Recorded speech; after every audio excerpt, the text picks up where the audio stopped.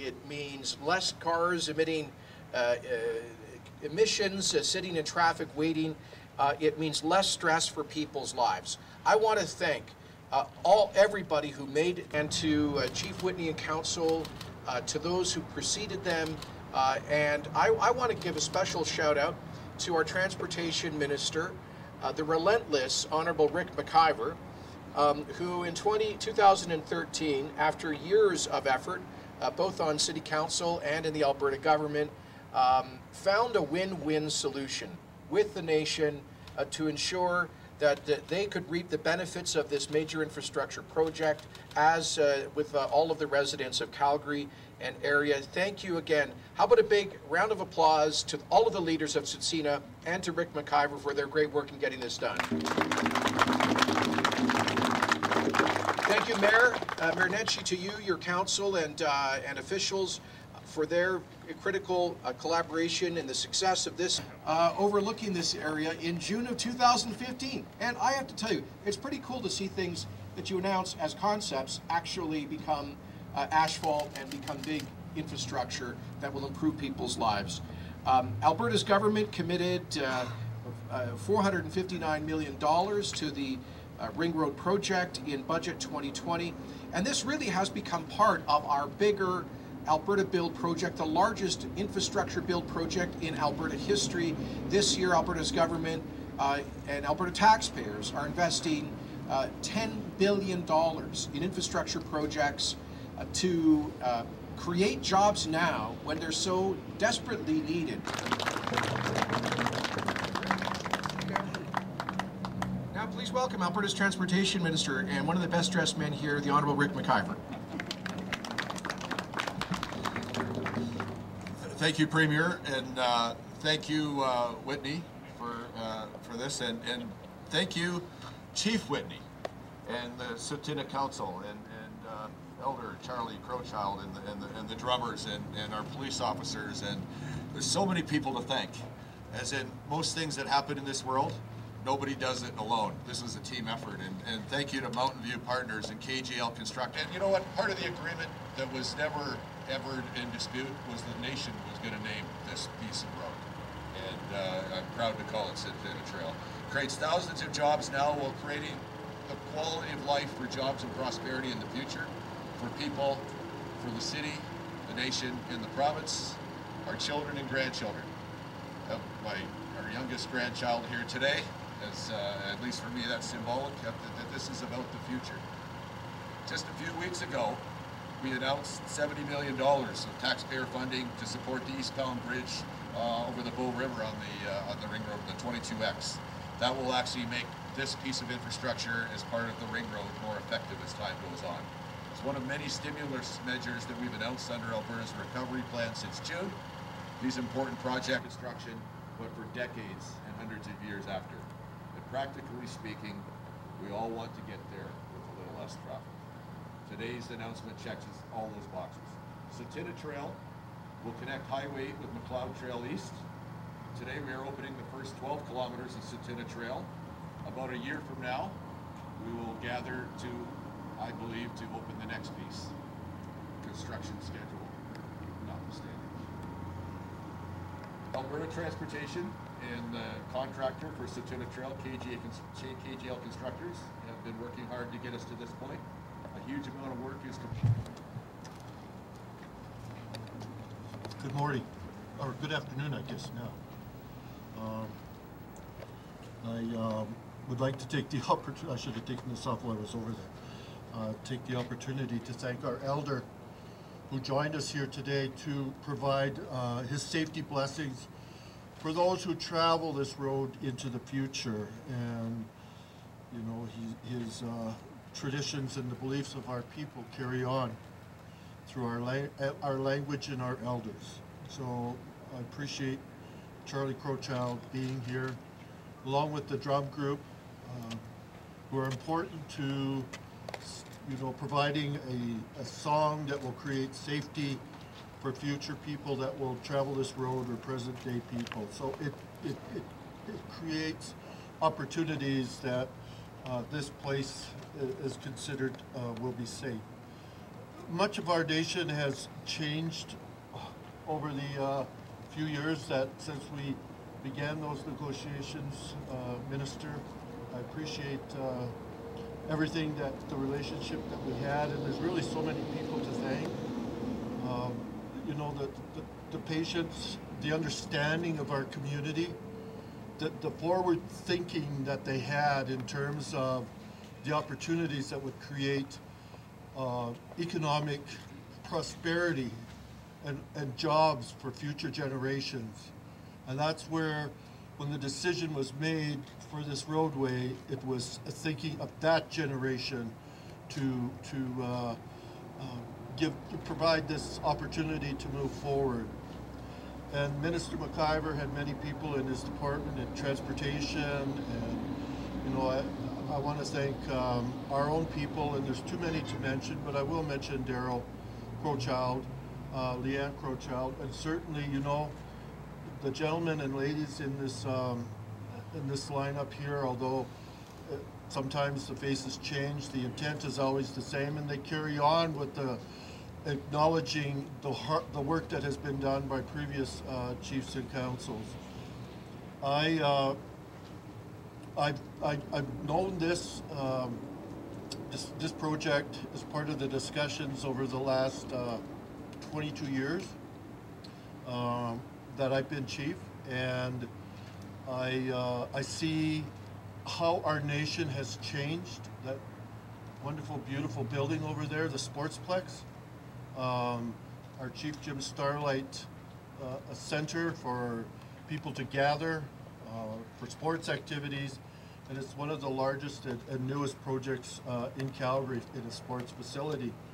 But we also have the opportunity to grow economically here, and you know, we were really fortunate in the beginning for those from Taza Developments, who is our developing partner, to have a discussion and negotiate with Costco. And we've developed a relationship that will be ongoing for many, many years. So I appreciate that as well. Premier Kenny, I really appreciate the opportunity to be invited to participate along with you and your government and the mayor for inviting us here today.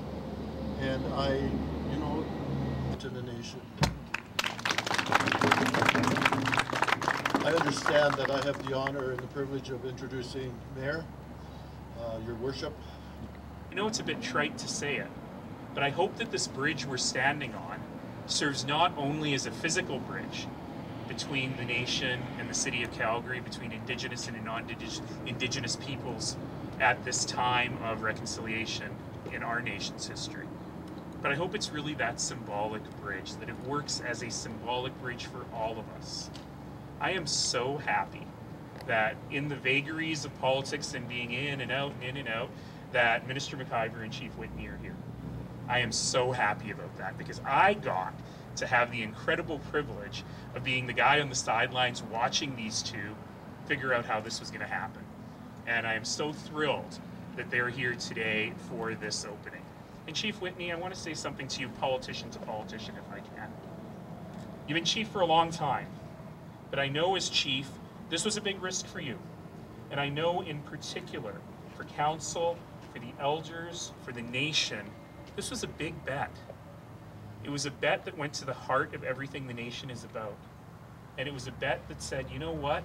We are ready to take the opportunity that will come from this. That opportunity, it's kind of funny that it's symbolized by a Costco, but it's about so much more than that. It's about so much more than cheap hot dogs and good sunglasses.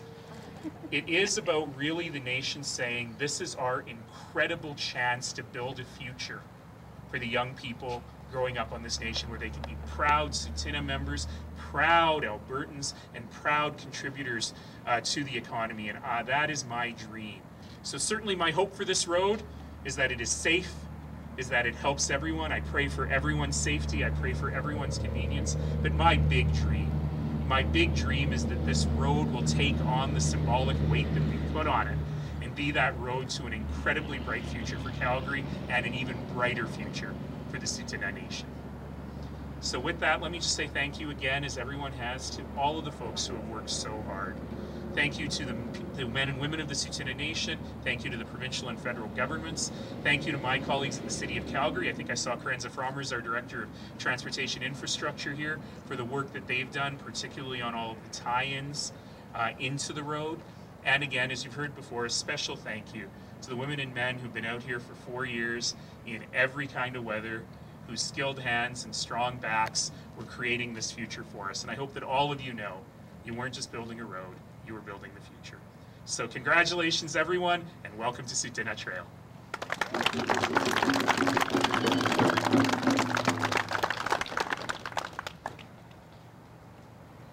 I am going to speak, and you are going to listen. Size Chat'a Milcha. My colonial name is Seth Cardinal Dodging Horse. The ring road is built on my family's land. I lived on 210 Weaselhead Road. If you look straight down that way, you can see where my family's home was. People are going to be driving on my family's home. Today is not a good day. I woke up this morning to see my mother crying when she heard the news that this road was going to be opening. She wrote this letter in her frustration in 5 to 10 minutes, and I'm going to share it with you. Hello. I'm writing to share with you my Tsuut'ina Nation history. I grew up on the land 210 Weaselhead Road, which was the home of 5 generations of my Tsuut'ina grandmothers. I lived on the land that my Tsuut'ina great-grandmother, Winnie Bull Crowchild, grandmother Elsie Jacobs Bull, and my mother Ethel Jacobs grew up on. This is the land that I also grew up on, and I was intending for my future generations to preserve and hold. I have experienced the loss of agency, was made powerless, and finally I was invisible. There was a lack of inclusion to Tsuut'ina Nation's Southwest Calgary Ring Road discussions for my family, and eventually I was told that I had no right to speak or negotiate anything. In 2014, we were forcibly removed from our homes and erased from any Tsuut'ina Nation supports or services. I was homeless. I was told by Tsuut'ina Nation, Daryl Crowchild, to go live in a hotel, and another provincial official, Ann Coffin, to take your family to a women's shelter. This happened when I was 20 years old. I am 26 years old now. Taza Crossing, west of 90th Avenue and Oak Ridge, where transportation connections are already in place, is intended to be a hub of health, wellness, and innovation, with a mix of commercial, research, and residential. So this is a quote for the developments that will be being built here. My mother said this future development also affects us directly. We lived here, we grew up here, we touched that land. The way this land was taken was not healthy nor well done. Again, it was hard to read your development plans. You left us out of Tsuut'ina Nation history. There continues to be a lack of inclusion in ceremony. I remember the day I woke up. In 2014, we moved. I remember the day driving to go to school, and I saw all the trees knocked down. These were the trees that I played in, that my Tsuut'ina grandmothers played in.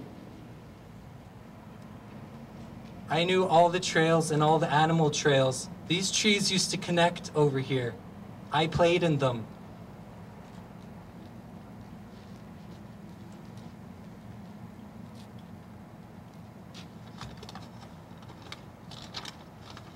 On October 24th, 2014, Chief Roy Whitney said this about the Ring Road.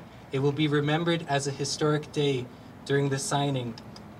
Something that stuck out with me is while my family was moving and we were packing up 2 houses and we were told to keep quiet, the negotiations, the deal had been signed for the Ring Road, and my family, we were moving 2 homes and leaving our history, and people were shaking hands. Roy, this is what you said, and I remember it.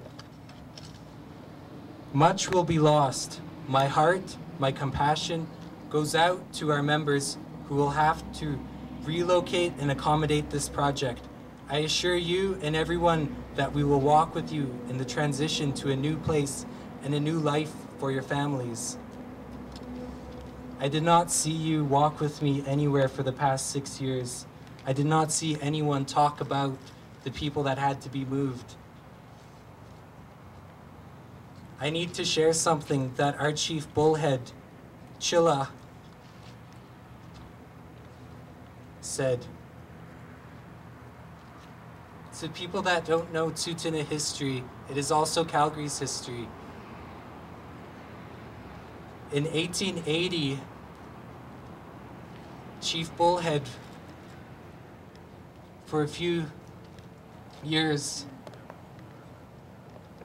what he did was he fought for our own reservation and negotiated our own treaty with Calgary, which was just a fort at the time. And in 1883, us Tsuut'ina people came to this land to reside. This treaty ensured that we were protected. My treaty rights were never sold, and you can never take them. You may sell your own treaty rights, but you cannot take and sell mine. This is what Bullhead said. Ever since Tsuut'ina had been here, the city of Calgary had been pushing for the nation to surrender land. And this is what he had to say in regards to this. We don't want to quarrel about it. We don't want to sell. The reserve is just big enough for ourselves. But the white men are bothering us to give up our land. The treaty was made. We will try not to be cross about it. For the past 6 years, I have had to drive and see my home be destroyed and changed every single day. This is something that myself and my family has had to live with and endure. I don't think any of you will ever understand that. Have you ever felt upset in your local community when one of the trees was knocked down near your house? Have you ever felt upset when one of the houses were knocked down in your community, local familiar sites? Now imagine your home and your history being removed, all in the name of progress. I have had to watch for 6 years to see people say this economic development is bringing prosperity and it is bridging together two nations. But this isn't something, you can't build prosperity and you can't build relationships when you erase the women that came from this land.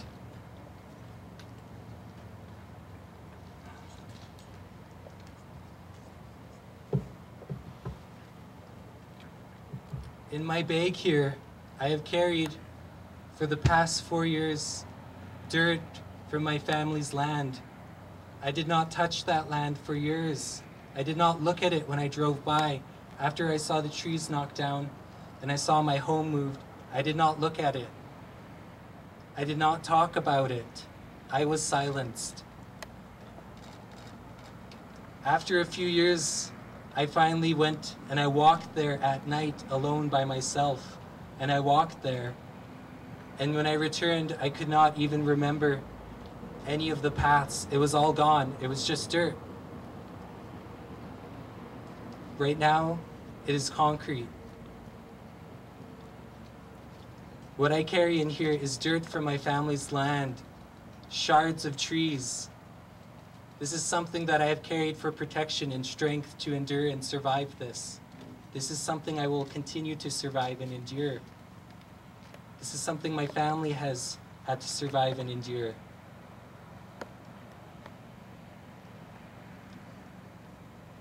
I need all of you to be open to conversations. I want you to know the history that I carry and will forever carry. I invite anyone to reach out to me and come talk. You can come talk to me and I will share my truths. I will share my family's truths and my family's stories. These are important and must be heard. The history of this road, the history of my family, these will be known and these will be shared. The legacy of this will always, I will always do my best to make sure that the legacy of this involves my family's story, and that the women, my grandmothers that came from that land, that their stories are also known. Today is not a good day. Today is not a day to be shaking hands and smiling. Today is a sad day. My mom is probably at home right now crying. She's probably going to continue to be crying for the rest of the day and for who knows how long. This is something that affects my family, and I need you to know that. My family has been mourning for years. Please reach out to me. Please share this story that I'm sharing with you. With this, I leave a piece of me with the road.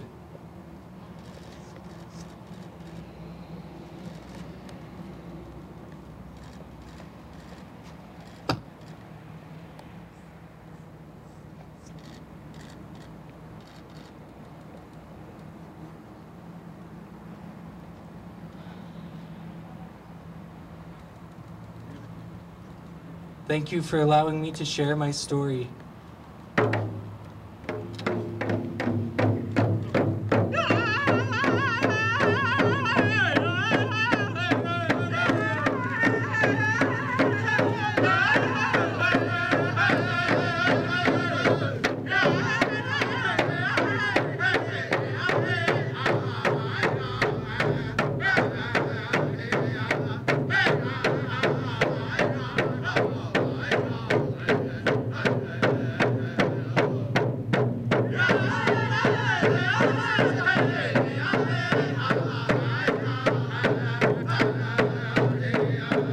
$6 million in federal funding for this project is an investment in safe and efficient transportation that will benefit Calgarians and visitors and improve market access across the province as well as the country.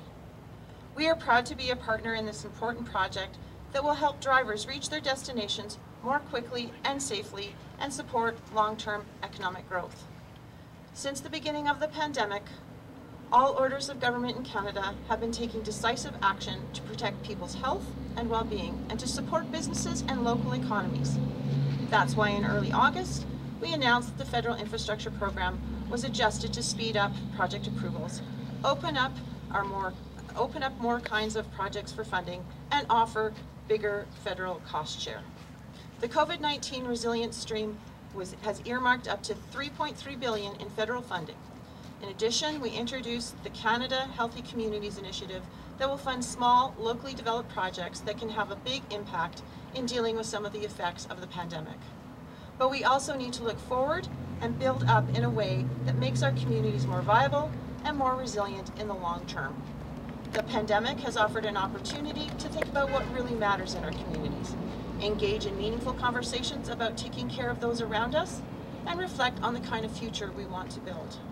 Our government is working closely with provinces, municipalities, partners, and stakeholders to get projects built quickly, projects that make a positive difference in the lives of Canadians in these trying times. Canada's infrastructure plan invests in thousands of projects, creates jobs across the country, and builds stronger communities. Here in Alberta, we have invested over $4.8 billion through our infrastructure plan in 337 projects across the province, projects that build up and strengthen communities. Thanks to these initiatives and projects like the Southwest Calgary Ring Road project, Canada will remain among the best places in the world to live, work, and raise a family. And thank you. With that, I believe we will conclude our official ceremony today, and we will move to questions. Perfect. So for any journalists gathered here today, we do have a microphone at the back here by the table for the AV folks. If I could please ask you to use that microphone when asking questions, just so the folks who have joined us online can hear. And I'd also ask that you please state your name and the outlet you're with prior to asking a question. And with that, we'll see if there's any questions here.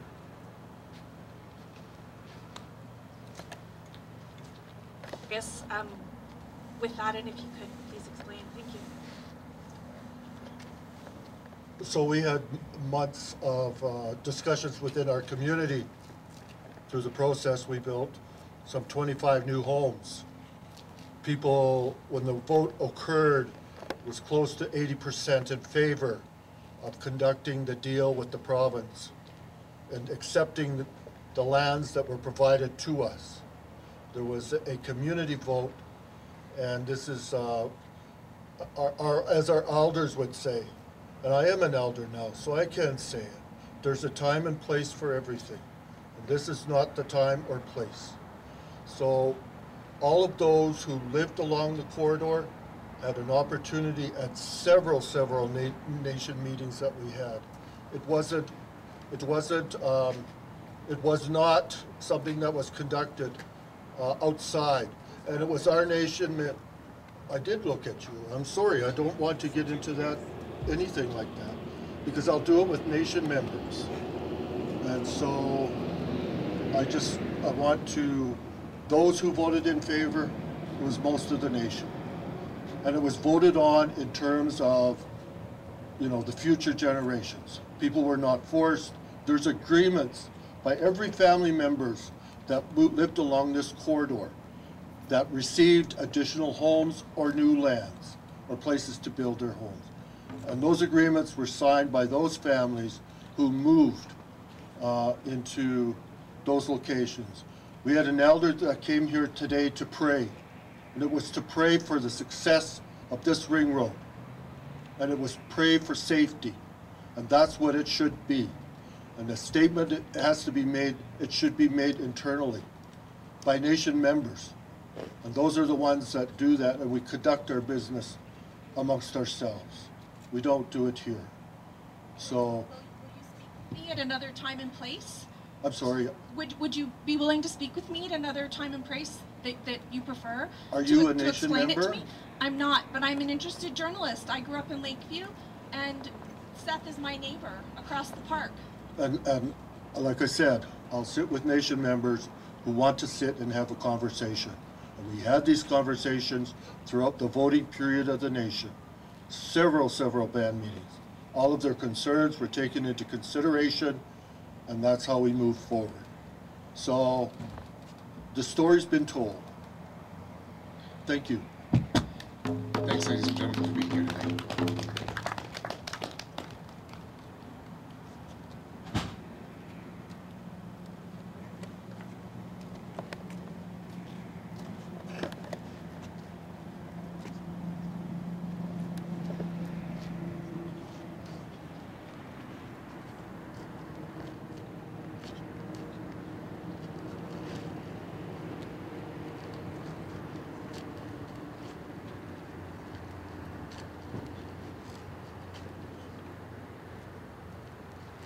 All right, thanks everyone. That will wrap up today's events.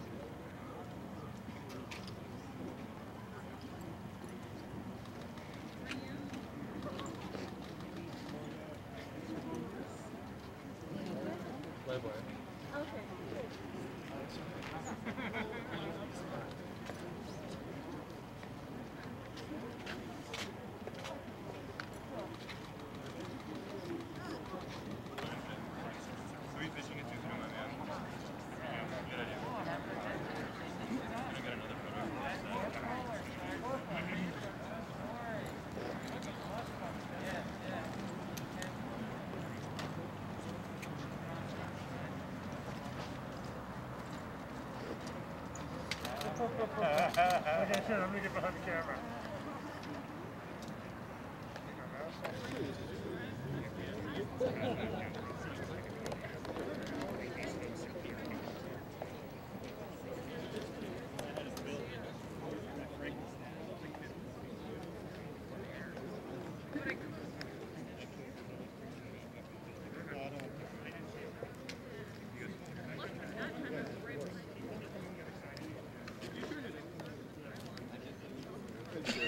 Doctor keeps in a status back, and she's brought back to the nation. So,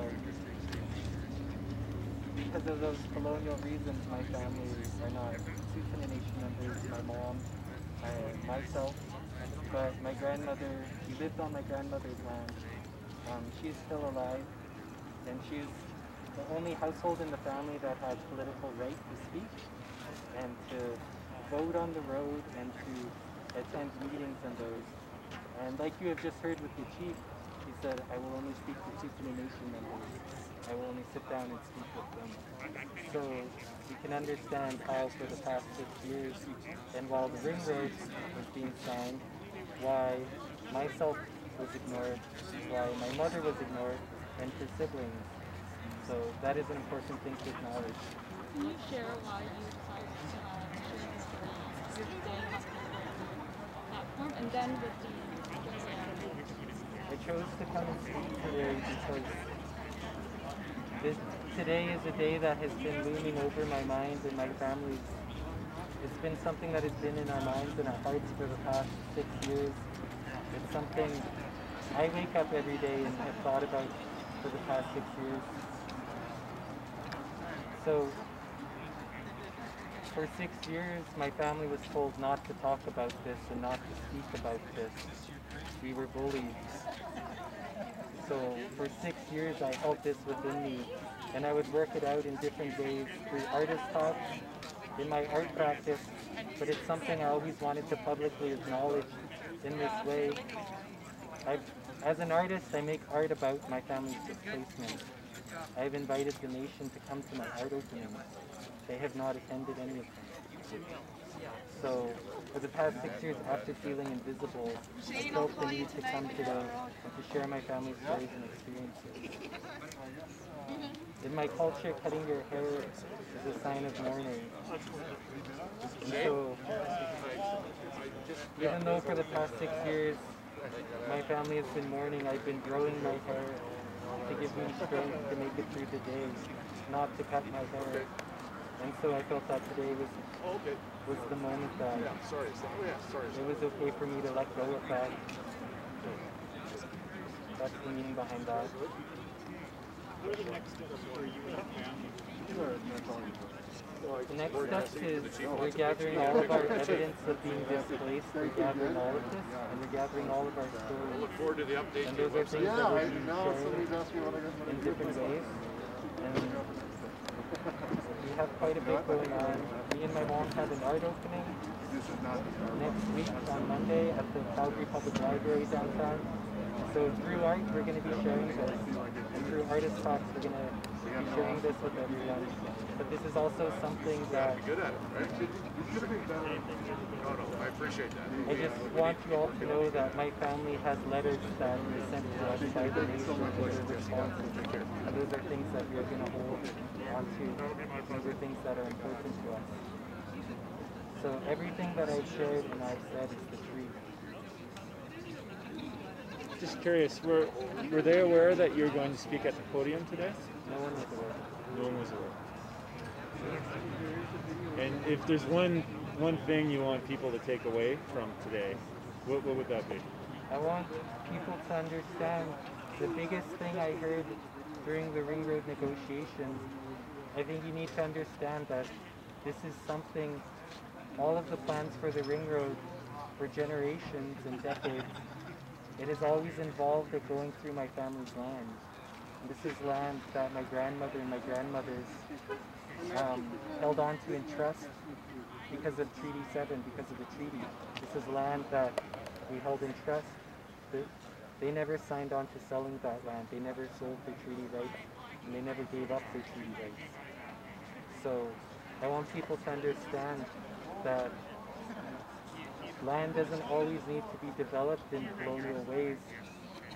People always talk as if like an empty spare plot of land is, that has potential for development, that has this potential, it has a job, but the land doesn't have a job. Its only job is for us to take care of it. So I want people to understand that there was people that came from this land, and it's my family. And that there was a family there, and that when you're driving here, you're driving over a family's home. Were there any other families, or are you afraid of any other families that might encounter the